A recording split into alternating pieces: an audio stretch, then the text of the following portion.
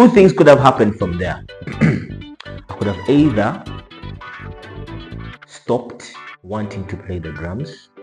I could have either left the church. I could have either just said, you know what, I'm done. Let him play the drums. I won't even bother learning. But I did not take that route because I loved the drums and I wanted to serve God. It only takes, I think, a mature person to understand this. But I wasn't mature by then so much in the faith. I was only at campus my first year, second sem.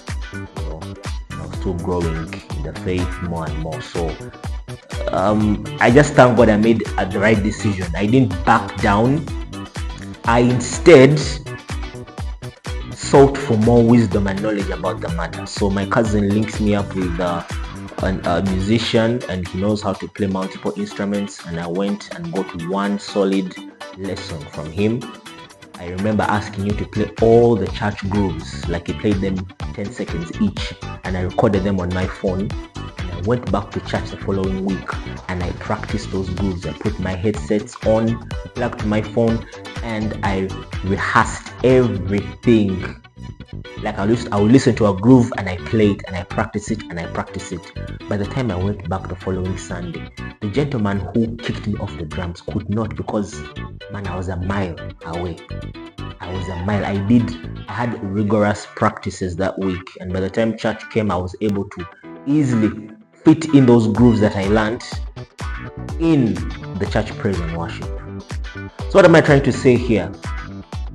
Some people in the church, some people in service, in ministry, just because someone says something about them or maybe treats them in an inhuman way like I was treated, they would easily just fall back and say, you know what, I'm done with this thing, because how can someone embarrass me like that? I know some people who hate embarrassment and they would actually go back in their shells if embarrassed. But I took that embarrassment, I took that shame, that disappointment, and turned it into fuel to motivate me to actually learn that skill more. Right? I acknowledge that I didn't know, though I didn't acknowledge the way I was treated, because I was the only one at that moment that showed passion and desire to actually want to play these drums. You get what I'm trying to say?